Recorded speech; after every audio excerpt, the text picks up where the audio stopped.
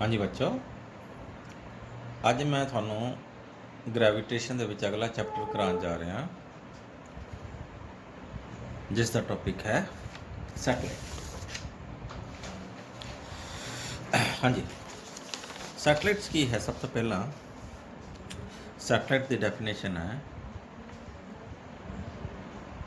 It is a body which revolving continuously in an orbit around a comparatively much bigger body. एक body जी comparatively आ बिगर body के comparatively smaller body आले दुआले चक्कर कटती है, that smaller body is called satellite of the bigger body. दो तरह के होंगे ने सैटेलाइट्स, एक तो होंगे नैचुरल सैटेलाइट्स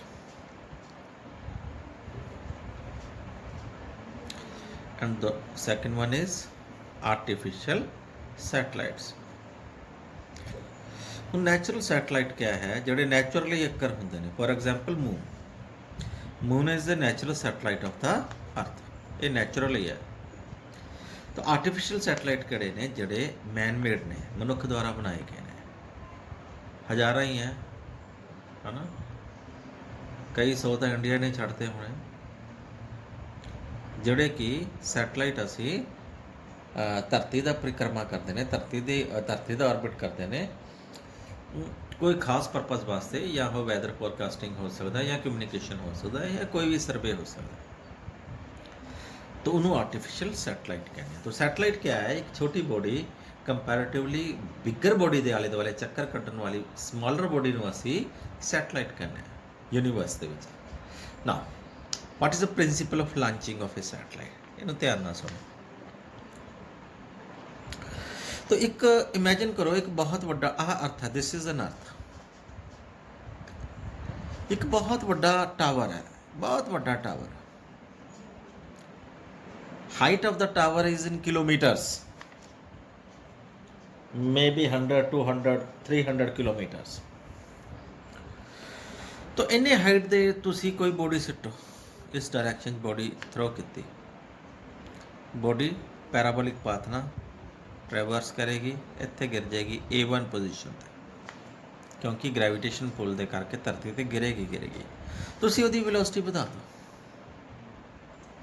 थोड़ी दूर जाके गिर जाएगी A2 पोजीशन पे, होर इनक्रीज कर दो वेलोसिटी, और थोड़ी दूर जाके गिरेगी समवेयर हेयर A3 पोजीशन पे। आज मान लो अप्रोक्सीमेटली 90 डिग्री का एंगल है। इस तो जो ज़्यादा वेलोसिटी ना बॉडी थ्रो करते हैं, वो बच्चों कभी भी धरती के उत्ते नहीं गिरेगी, and it will continue to revolve around the earth in an orbit.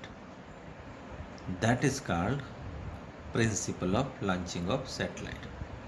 तो मिनिमम स्पीड इस तो मतलब इस तो आह मिनिमम है, इस तो वध जो स्पीड ना सुटांगे वो भी धरती ते नहीं गिरेगी, वो उपरले ऑर्बिट चली जाएगी।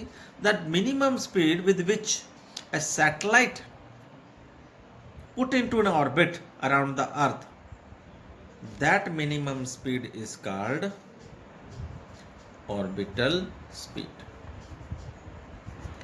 उस मिनिमम स्पीड नूं असीं की कहने हाँ, ऑर्बिटल स्पीड।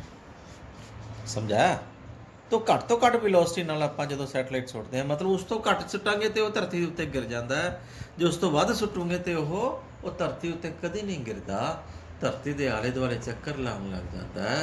उस मिनिमम वेलोसिटी नूं असीं ऑर्बिटल वेलोसिटी कहते हैं। हुण क्वेश्चन अराइज हुंदा कि इन्नी हाइट ते एडा टावर बनाइए किदां, तो इक्को ही आंसर आता है रॉकेट। रॉकेट प्रपल्शन तुसीं सुनिया होएगा, रॉकेट प्रपल्शन। हुण 200, 300, 400 किलोमीटर तक कोई भी टावर बनाना इंपॉसिबल है। की किया जाता है, एक रॉकेट बनाया जाता है। रॉकेट की थल्लों प्रोजैक्ट करते हैं, एक रॉकेट नूं असीं थल्लों प्रोजैक्ट किया, एक स्टेज ते आके ब्लास्ट हो जाता। तुसीं सुनिया होना, एक चैंबर यूनिट खत्म हो गया, फिर टेढ़ा हो जाता रॉकेट थोड़ा जिहा, फिर इस डायरैक्शन जाता, फिर होर थोड़ा टेढ़ा हो जाता, फिर उत्ते हाइट जाता, लास्ट ते बिल्कुल होरीजेंटल होके लास्ट जिहड़ा प्रोजैक्शन होंदी है सिर्फ अपने चो सैटेलाइट छड्ड दिंदा, ਮੀਨਸ ਹੁਣ ਉਹਦੇ 'ਚ ਫਿਊਲ ਖਤਮ ਹੋ ਗਿਆ, ਸਿਰਫ ਸੈਟਲਾਈਟ ਨੂੰ ਪ੍ਰੋਜੈਕਟ ਕਰ ਦਿੰਦਾ ਮਿਨੀਮਮ ਵੈਲੋਸਿਟੀ ਨਾਲ ਜਾ ਕੇ, ਜਿਹੜਾ ਕਿ ਸੈਟਲਾਈਟ ਧਰਤੀ ਖਿੱਚਦੀ ਹੈ ਆਪਣੇ ਵਾਸਤੇ, ਲੇਕਿਨ ਉਹ ਧਰਤੀ ਉੱਤੇ ਕਦੇ ਨਹੀਂ ਗਿਰਦਾ। ਇੱਕ ਤਰ੍ਹਾਂ ਦਾ ਸੈਟਲਾਈਟ ਉਹ ਧਰਤੀ ਵੱਲ ਨੂੰ ਅਟਰੈਕਟ ਹੋ ਰਿਹਾ। ਉਦੋਂ ਕੋਈ ਵੀ ਚੀਜ਼ ਸੁੱਟੋ, ਕੋਈ ਪੱਥਰ ਬੋਡੀ ਜਾਂ ਤੁਹਾਨੂੰ ਵੀ ਸੁੱਟ ਦਿੱਤਾ ਜਾਵੇ ਉਸ ਵੈਲੋਸਿਟੀ ਦੇ ਨਾਲ, ਉਸ ਸਾਈਡ 'ਤੇ ਕੋਈ ਬੋਡੀ ਧਰਤੀ ਉੱਤੇ ਨਹੀਂ ਗਿਰੇਗੀ। ਉਹ ਕੰਟੀਨਿਊਅਸਲੀ ਫॉर ਆਲ ਲਾਈਫ ਚੱਕਰ ਕੱਢਦੀ ਰਹੇਗੀ। ਸੈਟਲਾਈਟ ਦੀ ਲਾਈਫ ਹੁੰਦੀ ਹੈ ਕੋਈ 5 ਸਾਲ, ਕੋਈ 7 ਸਾਲ, ਕੋਈ 10 ਸਾਲ ਮੈਕਸਿਮਮ। ਇਸ ਤੋਂ ਬਾਅਦ ਸੈਟਲਾਈਟ ਦੀ ਲਾਈਫ ਨਹੀਂ ਹੁੰਦੀ।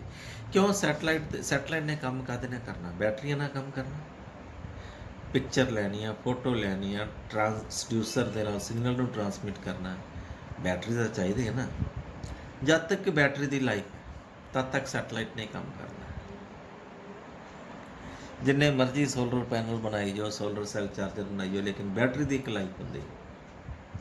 ਜਦੋਂ ਇਕਵਿਪਮੈਂਟ ਖਰਾਬ ਹੋ ਗਿਆ, ਡੈਮੇਜ ਹੋਣਾ ਇਕਵਿਪਮੈਂਟ ਨੂੰ, ਤੁਹਾਡੇ ਕੋਲ ਕੋਈ ਟੈਕਨੋਲੋਜੀ ਨਹੀਂ ਹੈ ਸੈਟਲਾਈਟ ਦੇ ਉੱਤੇ ਦੁਬਾਰਾ ਪਹੁੰਚ ਕੇ ਚੜ੍ਹ ਕੇ ਉੱਥੇ ਰਾਕਟ 'ਤੇ ਰਾਹੀਂ ਉਸ ਨੂੰ ਚੇਂਜ ਕਰ ਦਿੱਤਾ ਜਾਵੇ। ਨੋ, ਤਾਂ ਪਰਮਾਨੈਂਟਲੀ ਵੇਸਟ ਹੈ। ਇਸ ਤਰ੍ਹਾਂ ਇੱਕ ਸੈਟਲਾਈਟ ਛੱਡਿਆ, 5-6 ਸਾਲ 7 ਸਾਲ ਉਹਨੇ ਤੁਹਾਡੀ ਸਰਵਿਸ ਕੀਤੀ, 200-300-400 ਕਰੋੜ ਲਾ ਕੇ ਤੁਸੀਂ ਸੈਟਲਾਈਟ ਛੱਡਿਆ, ਉਹਨੇ 5-7 ਸਾਲ ਸਰਵਿਸ ਕੀਤੀ, ਵੱਧ ਤੋਂ ਵੱਧ 10 ਸਾਲ ਸਰਵਿਸ ਕਰ ਦੇਗਾ। ਉਸ ਤੋਂ ਬਾਅਦ ਉਹ ਸੈਟਲਾਈਟ ਤੁਹਾਡੇ ਵਾਸਤੇ ਕੂੜਾ ਹੈ, ਕੂੜਾ ਕਰਕਟ ਹੈ। That is called space pollution. ਇਹ ਅੱਜ ਦਿੱਕਤ ਨਹੀਂ ਹੈ, ਲੇਕਿਨ ਫਿਊਚਰ ਦੇ ਵਿੱਚ ਅੱਜ ਤੋਂ 40-50-100 ਸਾਲਾਂ ਬਾਅਦ ਇਹ ਇੱਕ ਸਪੇਸ ਪੋਲਿਊਸ਼ਨ ਦੀ ਵੀ ਕਈ ਵੀਡੀਓਜ਼ ਵੀ, ਫਿਲਮਾਂ ਵੀ ਬਣ ਚੁੱਕੀਆਂ ਇਸ 'ਤੇ, ਕਿ ਜਿਵੇਂ ਨਿਊਕਲੀਅਰ ਪੋਲਿਊਸ਼ਨ ਧਰਤੀ ਉੱਤੇ ਹੈ, ਇਸ ਤਰ੍ਹਾਂ ਸਪੇਸ ਪੋਲਿਊਸ਼ਨ ਕੀ ਹੈ। ਉਹ ਸੈਟਲਾਈਟ ਜਿਹੜੇ ਹਜ਼ਾਰਾਂ ਹੀ ਸੈਟਲਾਈਟ ਆਸਮਾਨ ਦੇ ਵਿੱਚ ਰਿਵੋਲਵ ਕਰ ਰਹੇ ਨੇ ਧਰਤੀ ਦੇ ਆਲੇ ਦੁਆਲੇ, ਕਈ ਟਨ ਉਹਨਾਂ ਦਾ ਵੇਟ ਹੈ, ਧਰਤੀ ਉੱਤੇ ਕਦੀ ਗਿਰਨਾ ਨਹੀਂ ਉਹਨਾਂ ਨੇ। ਸਾਡੇ ਉਹ ਕੰਮ ਨਹੀਂ ਹੈ, ਉਹ ਕੰਟੀਨਿਊਅਸਲੀ ਰਿਵੋਲਵ ਕਰਦੇ ਰਹਿਣਗੇ। ਹੁਣ ਉਹਨਾਂ ਦਾ ਕੀ ਕੀਤਾ ਜਾਵੇ? ਇਨ ਫਿਊਚਰ ਜਦੋਂ ਵੀ ਆਪਾਂ ਕੋਈ ਸੈਟਲਾਈਟ ਛੱਡਾਂਗੇ ਜਾਂ ਰਾਕਟ ਛੱਡਾਂਗੇ, ਤਾਂ ਉਹਦੇ ਵਾਸਤੇ ਉਹ ਖਤਰਾ ਪੈਦਾ ਹੋ ਸਕਦਾ ਕਿ ਕੱਲ੍ਹ ਆਪਾਂ ਨੂੰ ਸਪੇਸ ਦੇ ਵਿੱਚ ਜਾਣ ਵਾਸਤੇ ਸਪੇਸ ਦੇ ਵਿੱਚ ਐਕਸੀਡੈਂਟਸ ਹੋ ਜਾਣ, ਅਤੇ ਜਦੋਂ ਸਪੇਸ ਦੇ ਵਿੱਚ ਐਕਸੀਡੈਂਟ ਹੋਏਗਾ ਤਾਂ ਉਹਦਾ ਕੋਈ ਬੈਕਅਪ ਨਹੀਂ ਹੋਏਗਾ ਕਿ ਆਪਾਂ ਕੋਈ ਸੈਕਿੰਡ ਟੀਮ ਭੇਜ ਕੇ ਬਚਾ ਲਿਆ ਜਾਏ। ਪੋਸੀਬਲ ਹੀ ਨਹੀਂ ਹੈ। ਚਲੋ, ਇਹ ਮੇਰਾ ਟੌਪਿਕ ਨਹੀਂ ਹੈ, ਵਿਸ਼ਾ ਨਹੀਂ ਹੈ। ਮੇਰਾ ਤਾਂ ਵਿਸ਼ਾ ਹੀ ਸੀ ਕਿ ਤੁਹਾਨੂੰ principal of launching of satellite ਸਮਝਾ ਲਿਆ ਜਾਵੇ। Now, next is orbital velocity, orbital speed. Now, this is an Earth. Capital R is the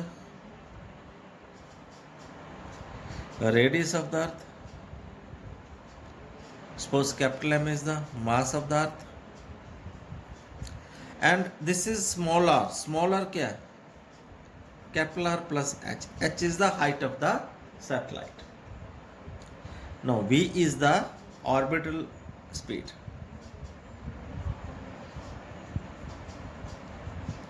V. Now, we know centripetal force acting on the satellite. Formula है mv square upon r. So that must be is equal to Newton's law of gravitation. Force due to gravitation G capital M small m upon small r square equal put करते रहना।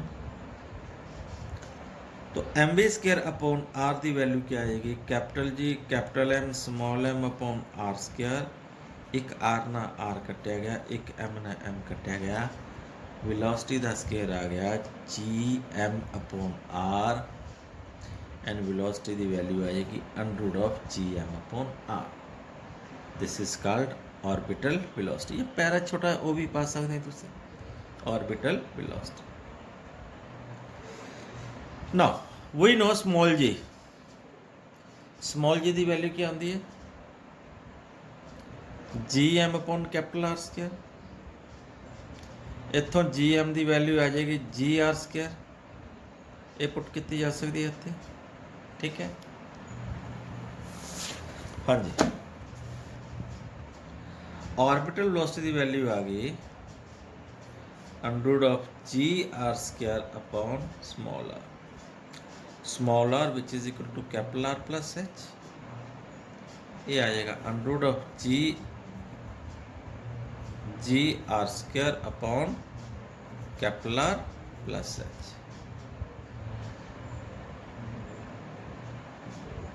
We can take r outside, and root of g upon r plus h. Now if when the height of the satellite is very small near the surface of the earth,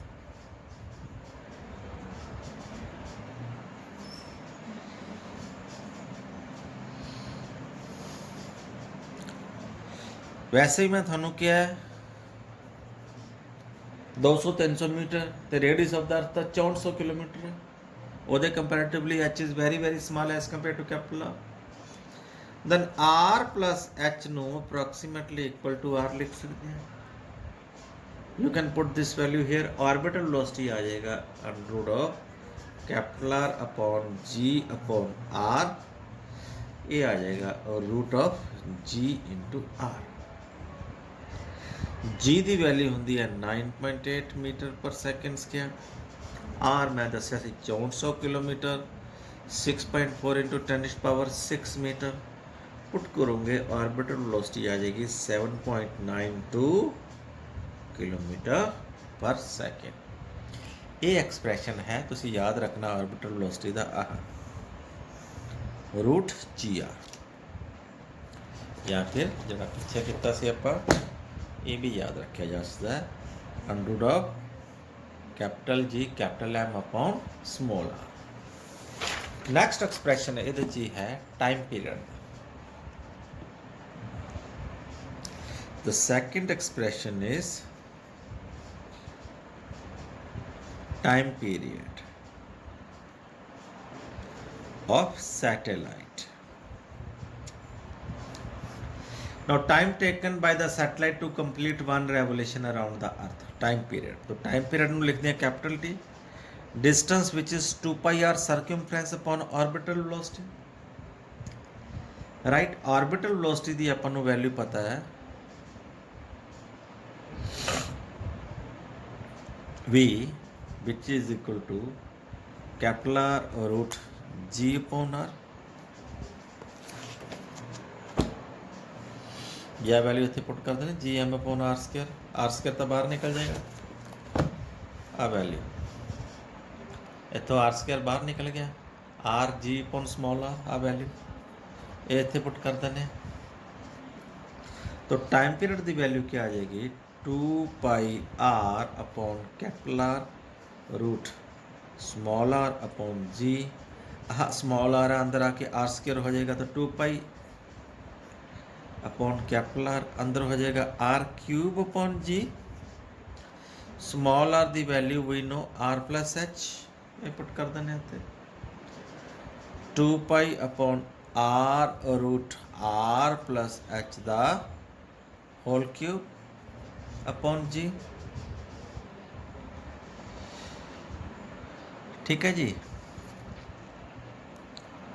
now if earth is supposed to be a mass of uniform density, density ਦਿੱਤੀ earth the rho, then mass is equal to volume into density, volume होएगा 4/3 pi r cube into rho, then small g ਦੀ value क्या आ जाएगी g m upon r square, g upon r square small m ਦੀ value capital m ਦੀ होएगी 4/3 pi g pi R cube into rho, means आ गया 4 pi capital G capital R और rho upon 3। यह एम की वैल्यू पुट की जा सकती है, सॉरी जी की वैल्यू, दिस इज जी की वैल्यू पुट की जा सकती है इस क्वेश्चन आ वाली। तो टाइम पीरियड अपने को रह जाएगा T is equal to 2 pi upon r under root of 3r plus H the cube upon 4 pi ji are रो। जे 2 पाई आर भी अंदर ले जाओ अंडर रूट के अंदर रह जाएगा 4 pi square upon are square into 3r plus H the cube upon 4 pi ji are rho, ये बन जाएगा expression 3 pi R plus H the cube. 4 ना 4 कटिया जाएगा, पाई ना पाई कटिया जाएगा, आर नू आर गुना करके आर स्क्वायर रह जाएगा। ठीक है, 3 बार आ गया, 3 pi R plus H the cube हो गया। थले क्या रह गया, एक जी रह गया, एक रो रह गया, आर ते आर स्क्वायर ते आर क्यूब रह गया। ठीक है, इत्थे we can write H can be neglected as compare to R. H नू 0 कर देंगे, R cube upon R cube कटिया जाएगा। दैन टाइम पीरियड टी क्या रहेगा, that will comes out to be root of 3 pi 0 in terms of density. आ relation अपने को टाइम पीरियड का। नाउ इस तो पहली इक्वेशन दे विच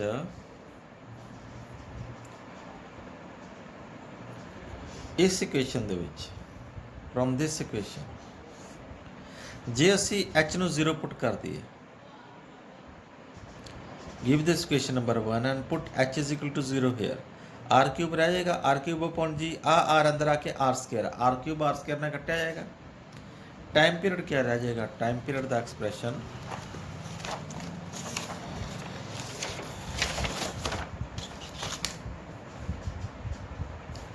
right putting h is equal to 0 in equation 1, time period t क्या रहेगा 2 pi upon r under root of r cube upon r, r अंदर आके आर स्क्वायर हो जाएगा, कट के की रह जाएगा टाइम पीरियड की value 2 pi under root of R upon G. एक कादा टाइम पीरियड है, time period for an orbit which is orbiting near to the surface of the earth. R की वैल्यू बच्चों मैं थोड़ा दसिया 6.4 इंटू 10⁻6 मीटर पुट की जा सकती है। जी की वैल्यू 9.8 मीटर पर सेकेंड स्क्वायर पुट कर दूँ, टाइम पीरियड की वैल्यू आएगी 5.08 10⁻3 सेकेंड्स मीनस 84.6 मिनट्स। याद ही रखना। Next we have an expression third जड़ा है वो है आल्टीट्यूड्स, आल्टीट्यूड्स ऑफ सैटेलाइट या फिर height of A satellite. Now time period का जड़ा स्केयर कर देंगे केड़ी इक्वेशन, इक्वेशन नंबर जी 1 आपां कीती सी,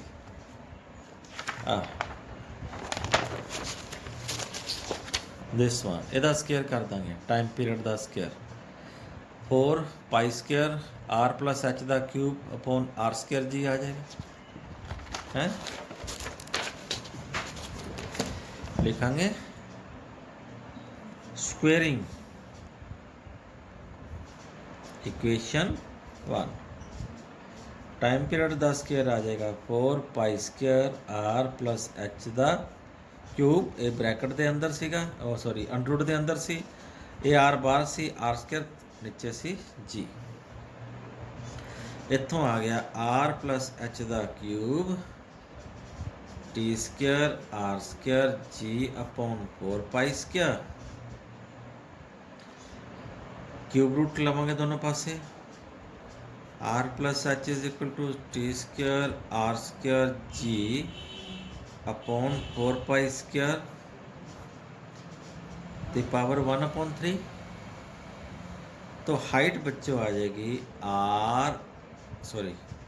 T square R square G upon 4 pi square raise to power 1/3 minus of R. ये रिलेशन अपने को कादा आ गया हाइट का, आल्टीट्यूड का। हाँ जी, फिफ्थ रिलेशन एक और है अपने को, fourth sorry, that is angular momentum.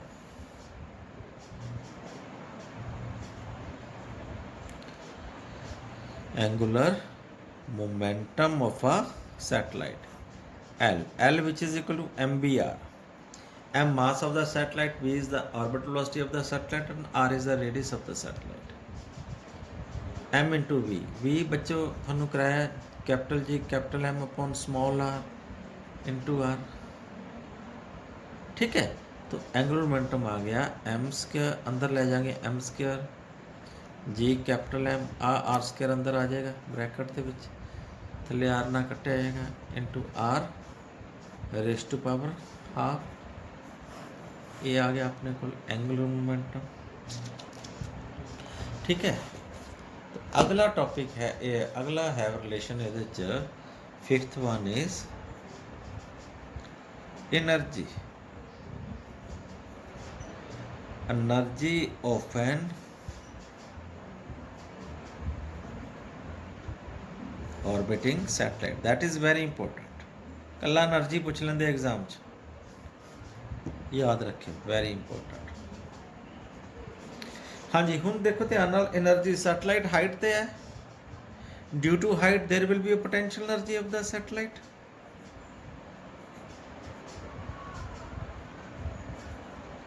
You minus G capital M small m upon r, height के कारण पोटेंशियल एनर्जी. सैटेलाइट मोशन च भी है, मूव कर रहे हैं, किनेटिक ऑर्बिटल वेलोसिटी सानू पता है, तो उसकी किनेटिक एनर्जी भी होएगी half of m into v square. V होएगी ऑर्बिटल वेलोसिटी. ऑर्बिटल वेलोसिटी का डेरिवेशन कितना है, root g M upon are.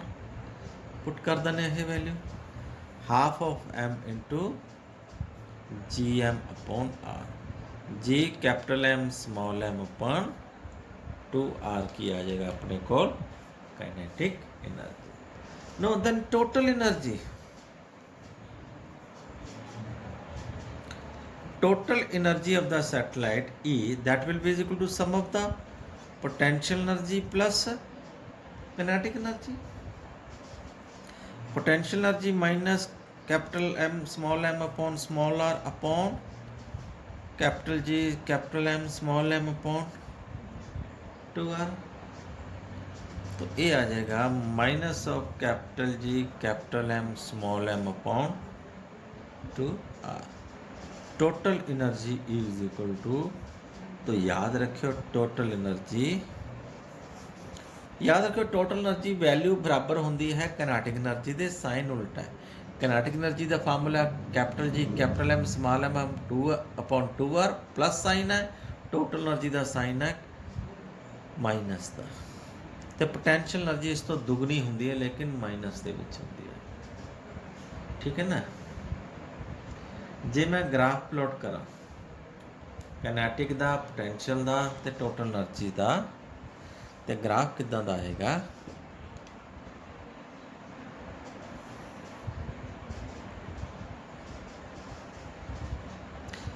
इधरले पासे लई एनर्जी आ है किनेटिक एनर्जी दा ग्राफ. जिवें जिवें हाइट बढ़ती है किनेटिक एनर्जी घटती है, तो पोटेंशियल एनर्जी का graph.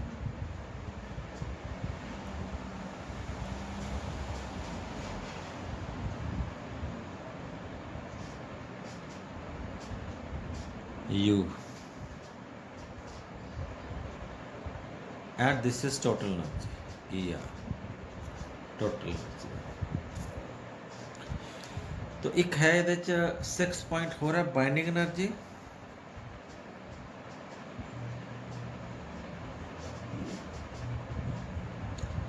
Binding energy is the energy required to remove the satellite from its orbit is called binding energy from the earth, from the influence of the earth to infinity. तो binding energy कितने बराबर होएगी, that will be equal to minus of total energy means capital G capital M small m upon 2r. ठीक है, तो जो energy of the satellite है वो ऑपोजिट दे साइन कर दो तो वो की हो जाएगा बाइंडिंग एनर्जी. ठीक है बच्चों, आई थिंक बहुत आज वास्ते. Thank you, have a nice day.